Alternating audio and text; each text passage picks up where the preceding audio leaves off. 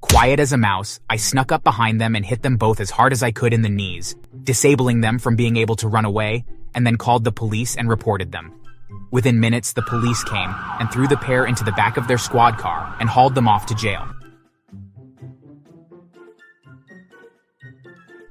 So I want to start off by saying that I'm a very forgiving person, but everyone has their limits.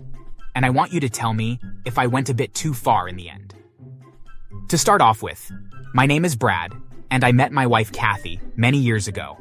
We were the kind of couple that constantly had to hold hands and truly did love each other.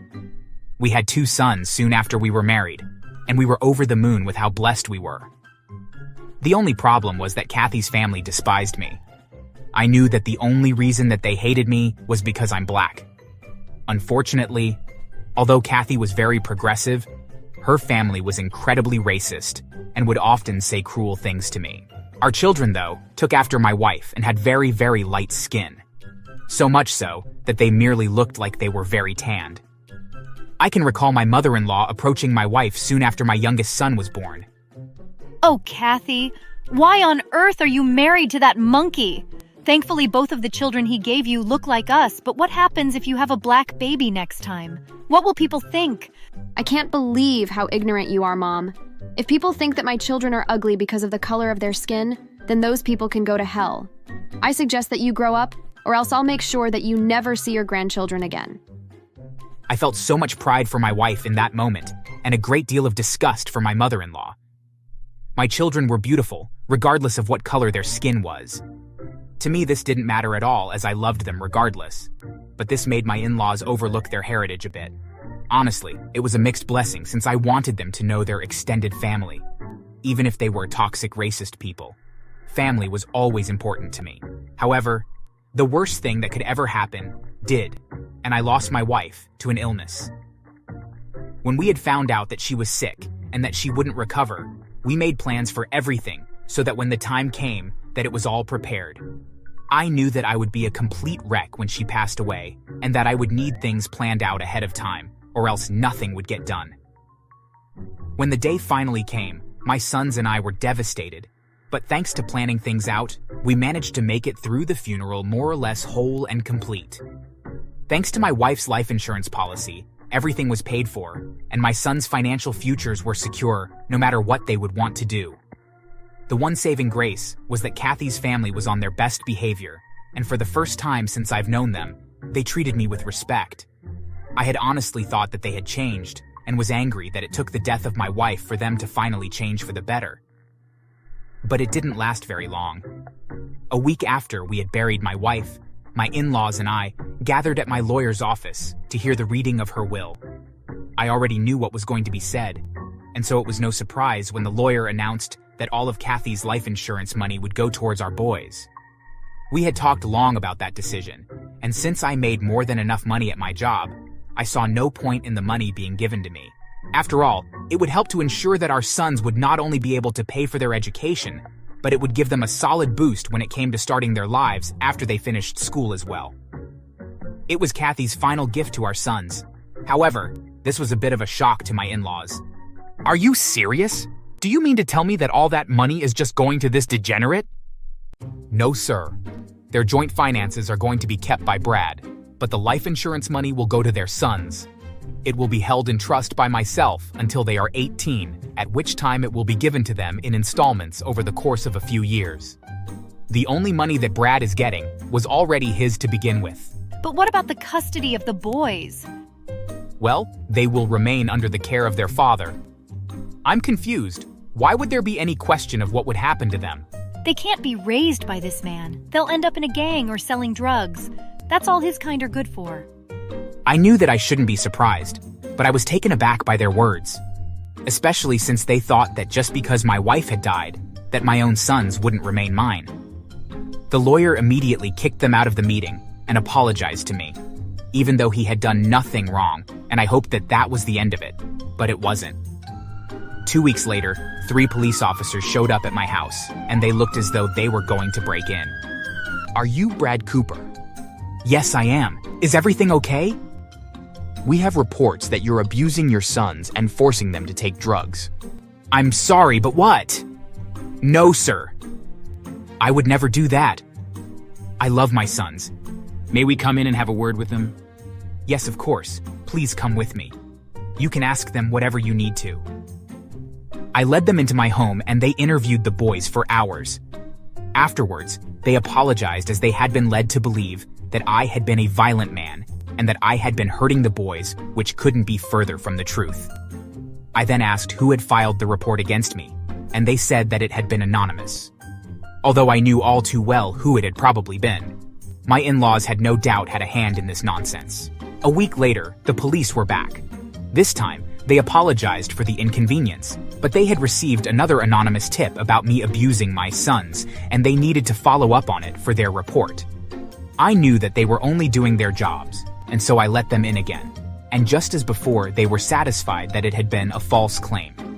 Angrily, I asked how many times they would keep hearing these false claims before they began to investigate who was making them.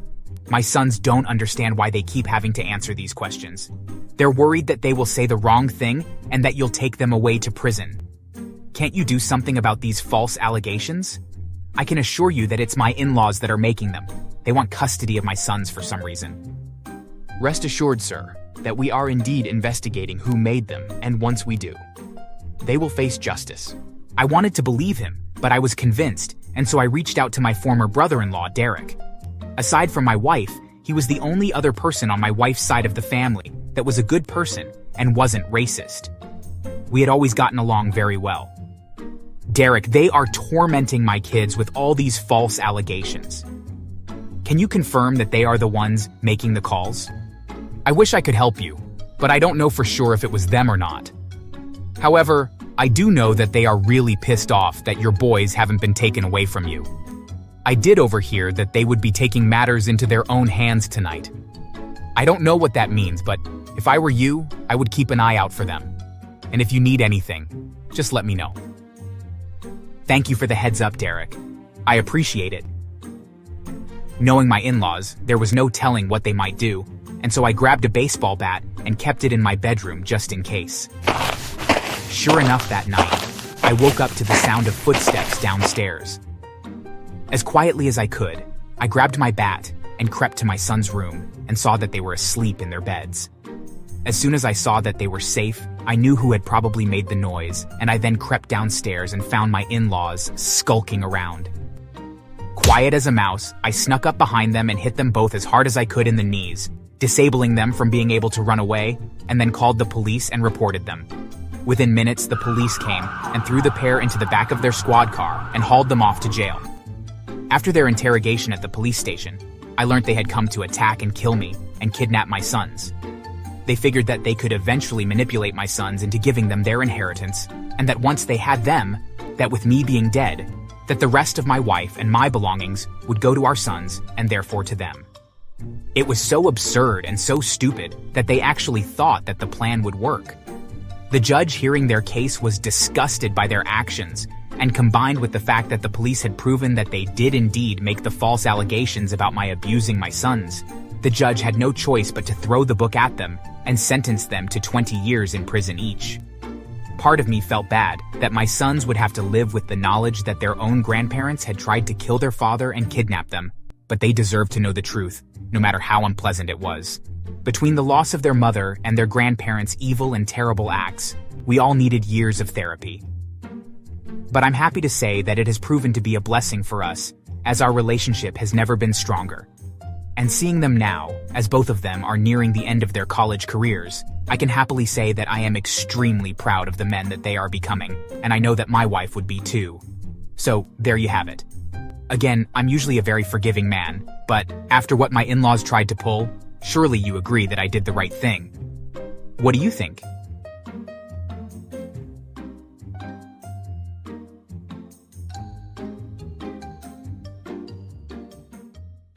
And so I kicked him as hard as I could in between the legs and as he dropped to his knees in pain. I then quickly punched him square in his face. As he lay dazed on the ground, I heard the sounds of sirens in the distance, but I knew that while he was a bit dazed, if I didn't do anything, that he would just get back into his car and drive away. So, I quickly ran to my car and I managed to find some zip ties. I wasn't sure where they had come from, but I put them to good use while Raymond was half conscious. So after my story, you may well think that I'm something of a superhero. But I suppose that will be up to you to decide. Let me start by saying that my name is Rosa, and I married my husband Raymond 10 years ago. We were so incredibly in love. In the beginning, Raymond was romantic and very caring, and I fell instantly in love with him. It honestly felt like a fairy tale romance, and that it would never end. But not long after we were married, Raymond began to change. Apparently, he had hidden the fact that he drank heavily. Both of us would have a drink or two from time to time, but after we were married, Raymond would get blackout drunk at least once a week. I learned early on that when he did, that it was better to just avoid him and let him sleep it off. Hey babe, don't you think you've had enough to drink? Excuse me? I worked hard all day and put up with a lot of crap at work. And now you think you can tell me what to do in my own home? Sorry, it's just that money is a bit tight and you spent so much of our money on alcohol. Oh, so now I don't make enough money. Am I just a loser to you? I'll show you what kind of loser I am. And just like that, he slapped me. I was so shocked that I didn't know what to do next, but he kept getting louder and more aggressive, and suddenly I knew that I needed to leave, and so I ran out of the house. The next day I went home and Raymond apologized. He promised that he would never do something so awful ever again. Sadly, I was so in love with him and I believed him. I wanted his promise to be true and for him to mean it. Part of me wanted to change him for the better, and I believed that over time that he would slowly become the man that I envisioned him to be. And for the next few months, he made such a huge effort. He greatly reduced the amount he was drinking and went back to being romantic and loving. It was during that time that I became pregnant. We were so excited that we went out right away and bought paint and toys in preparation for the addition to our family. But what happened next nearly made us lose our minds. Not only were we having a girl, but we were having a boy as well. Twins. I couldn't believe it. It was such an amazing blessing. But as we neared the 9-month mark, that's when Raymond began to relapse. He was back to getting blackout drunk and became verbally abusive. Oh, you have gotten so fat. You better lose that weight after the little crotch goblins are born. If you don't, I'll divorce you for sure. How can you say that? Why are you so cruel when you drink? Cruel? Hardly. No, alcohol just makes me more honest. In fact, if it wasn't for the alcohol, I wouldn't have been interested in you, and you wouldn't be pregnant. I don't know why you would think that I would want to have sex with someone as ugly as you.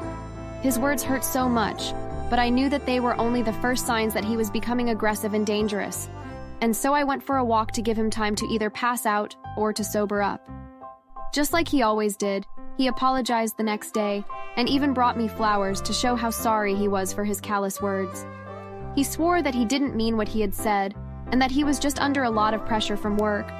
And now with having twins, that he had a moment of weakness and drank too much. Just like before though, I believed him, and I even forgave him for hurting me once again. Deep down, I knew that it was the wrong thing to do, but he appeared to be incredibly apologetic and heartfelt, so I chose to give him another chance. Not long after that, I gave birth to our twins.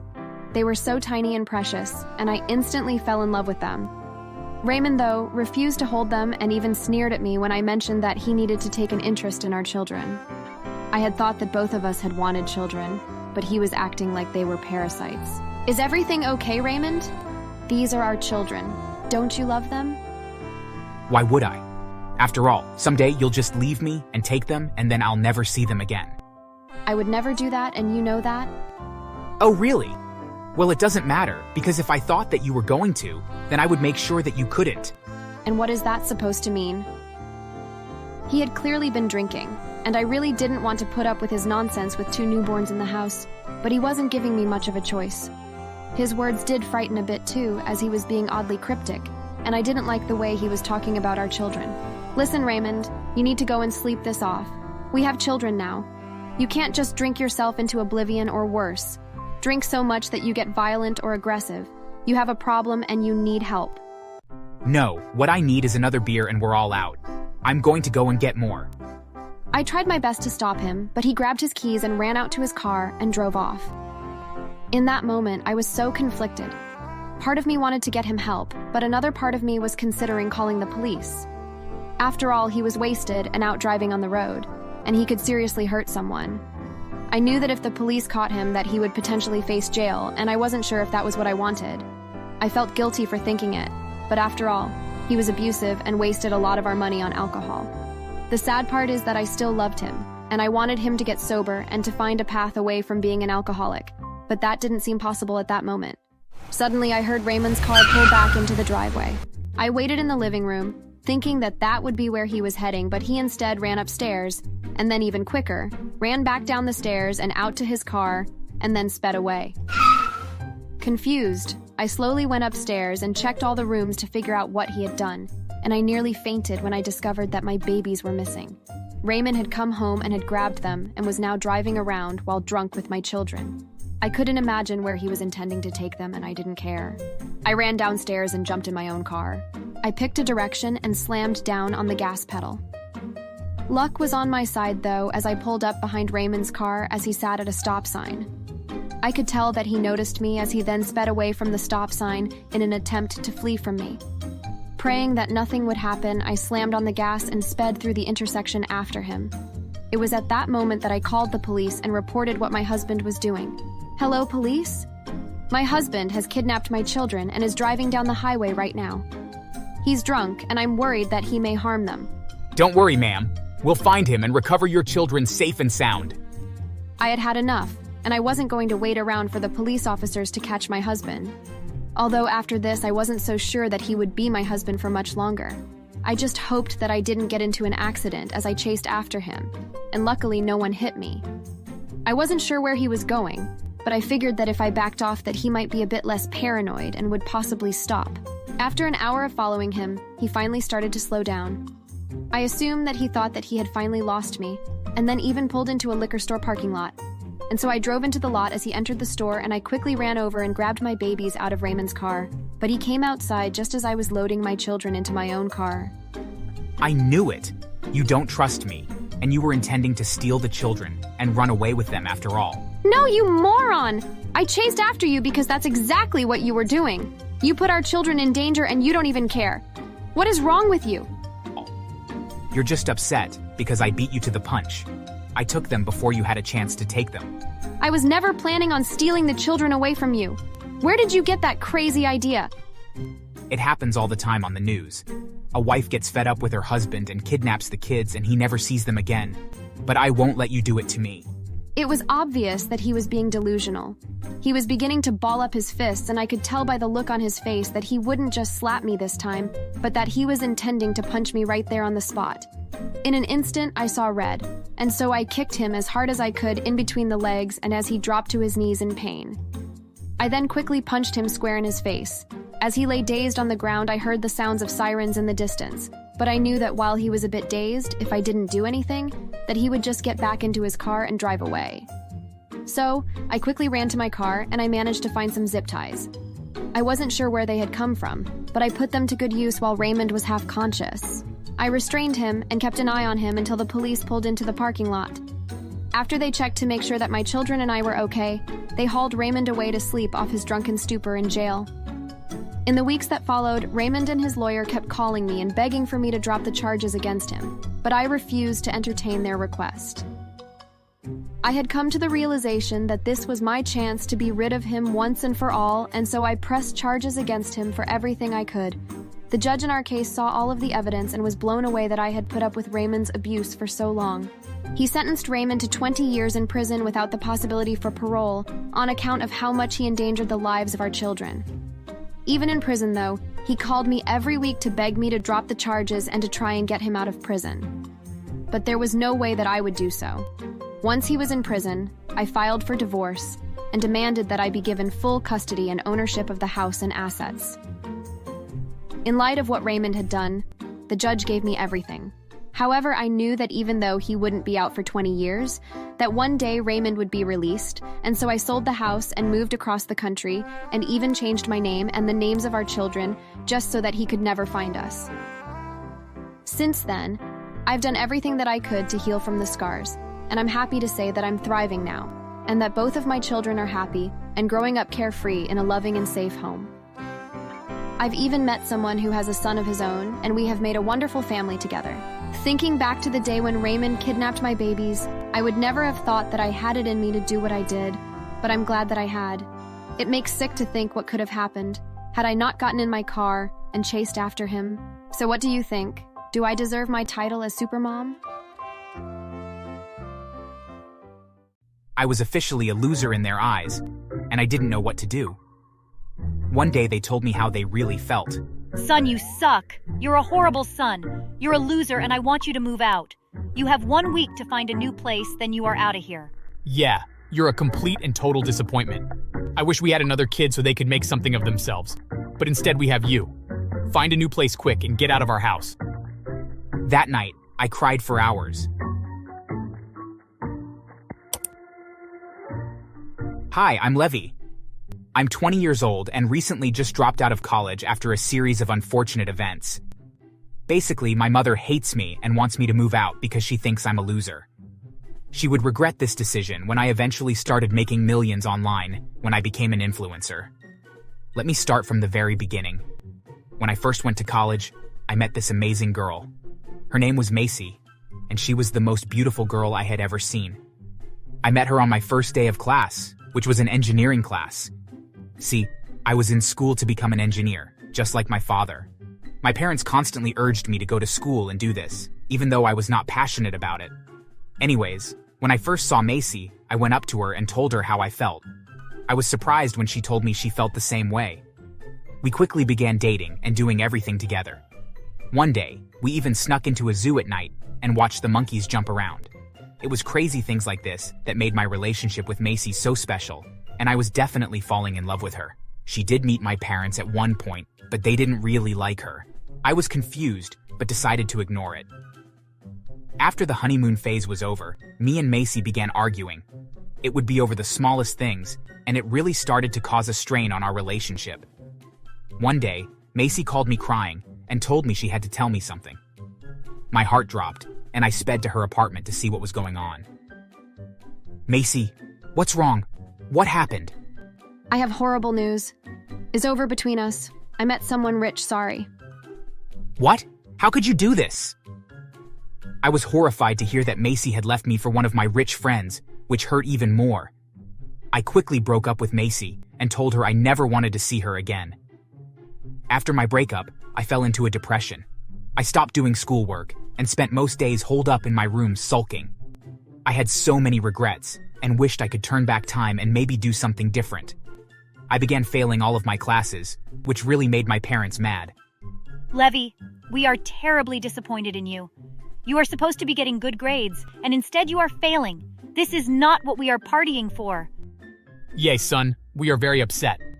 It's just been hard with the breakup and all. I am sorry. This excuse meant nothing to them. They had been together since high school and never experienced a breakup before. I loved Macy so much, and now she is gone. I went back to school, but my grades still were horrible. Eventually, I flunked out of school entirely and had to move back home. When I came back home, my parents practically disowned me and told me I should never come upstairs and stay in the basement because they didn't even want to look at me. They urged me to get a job, but I was unable to get hired anywhere. I was officially a loser in their eyes, and I didn't know what to do. One day they told me how they really felt. Son, you suck. You're a horrible son. You're a loser and I want you to move out. You have 1 week to find a new place, then you are out of here. Yeah, you're a complete and total disappointment. I wish we had another kid so they could make something of themselves. But instead we have you. Find a new place quick and get out of our house. That night, I cried for hours. My parents hated me and treated me horribly. I didn't know what to do, so I took out my phone and recorded a video of myself explaining my feelings. I posted the video to social media, and a couple hours later, it was actually blowing up. It was going completely viral, and people wanted to see more. I began making more and more videos, mostly about relationship advice, and they were all going viral. But one day, my mom came into my room during one of my video sessions and destroyed my phone and said, "Why are you wasting time on things like this? Go find a job." When she left, I cried and slept off. The next day, I bought another phone and continued posting my videos soon enough. I got to 1 million followers in only a couple days, and it was around that time that I got my first brand deal. I got paid a little over $10,000 to promote a business which was the most money I had ever made. When I told my parents what I was doing, they didn't even believe me at first. They said that it wasn't a real job and that I still had to move out. At this point, I was making around $10,000 a day. My parents warned me I only had 1 day to move out. Very early that morning, I heard a knock at my door. When I opened, it was my mom and dad. Are you ready to live now? Yes, I am parking my stuffs. When I was parking, I could hear them chatting and laughing. They were saying, "We can rent this part of the house and make some money." When I was done, I took a taxi and went to a hotel. At first stayed there for a few months and purchased a luxury apartment in the best area of town. When my parents heard about it and came to check out my place, they finally believed me. Wow, Levy, you are so rich. All of our friends have been talking about how successful you are and how proud we should be of you. Wow, so you only support me when I'm rich and famous? That's so annoying. We are sorry, son. Please forgive us. After giving it some thought, I decided to forgive them and routinely had them over for dinner. At this point, I was making almost $500,000 every month and was able to buy several luxurious items, specifically a Rolex watch. It was $100,000 and it was my most prized possession. When my dad saw that I had this watch, he was totally jealous. I let him try it on and he loved it. Disaster struck one day when I had my parents over for dinner, but realized that my watch was missing after they had left. I knew immediately that my dad must have stolen my watch. I called him up, but he denied taking it. I stormed over to their house and began searching everywhere. Finally, my dad emerged with the watch in one hand and a hammer in the other. You don't deserve a watch this nice. Dad, stop. Don't do that, please. I quickly pulled out my phone and began recording. My dad smashed the watch into pieces and began laughing. He must have gone completely crazy. I think it was the success I was experiencing that made him insecure and drove him mad. I sped to the police station and showed them the footage, and they followed me back to my parents' house and arrested my father. When they asked me if I wanted to press charges, I didn't know what to say. On one hand, I felt bad for my dad, but on the other, I knew how horrible he had been to me in the past. My mother begged me not to press charges because they were already going broke. I decided to not press charges, but instead had a better idea. I would have him sent to a psychiatric facility where he could be monitored and brought back to good health. My mother thanked me profusely for not pressing charges on him, but I was still mad at my mother for all she had done. I decided that with all my money, I could think of a way to make it even. I told my mom that if I wasn't going to press charges, then she needed to write me a long letter apologizing for all she has done. This was good because my mother hates writing. It's her least favorite thing on the planet. She agreed to do this and wrote me a great apology letter. After that, we grew apart, but I don't care, they never loved me anyways. Few months later, I heard they had rented my room to a guy and he ended up stealing a lot valuables at home and disappeared. It serves them right. Just when I thought things couldn't get any better, I heard a knock at my apartment door. When I opened the door, I was met with a familiar face. It was Macy, and she looked horrible. She was covered in dirt and smelled really bad. She explained that after we broke up, she continued dating my rich friend. The problem is, she got pregnant and had to drop out of school. She had almost no money, and to make matters worse, her boyfriend left town when he heard she was pregnant. She begged me to take her back and said that she was currently homeless and wanted me back because I was rich and famous and had a nice apartment. It was clear that Macy was just trying to use me for my money, so I slammed the door in her face. She can sleep on the streets for all I care. I still have some contact with my mom and dad, but not much. Some people say that I should have pressed charges on my dad and had my mother get in trouble too. What do you think?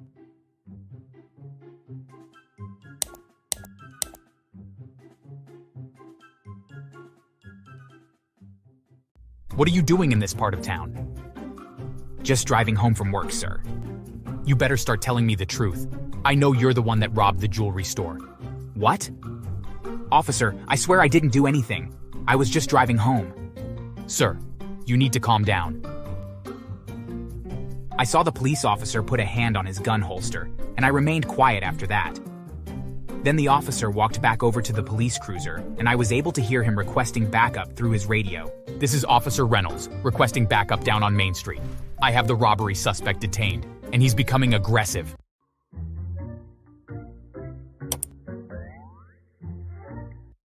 My name is Brandon Williams, and I'm a highly respected lawyer in my city.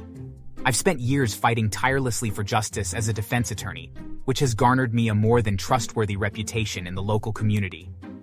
Over the course of my career, I've defended everyone from regular citizens all the way up to high-class aristocrats, using my sharp mind and unyielding dedication to the law to find the truth. I work as hard as I can to bring justice to my clients, and I'm well liked for it. That's why I was so surprised by the events of one summer evening. I was driving home from work after a long day in court, feeling a little tired, but still aware of my surroundings and following the traffic laws. Even when tired, I'm always mindful of my actions behind the wheel.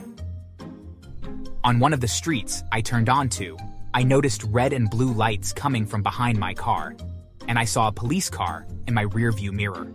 Immediately, I got nervous. I knew I had done nothing wrong, and the police like to single out black people like myself.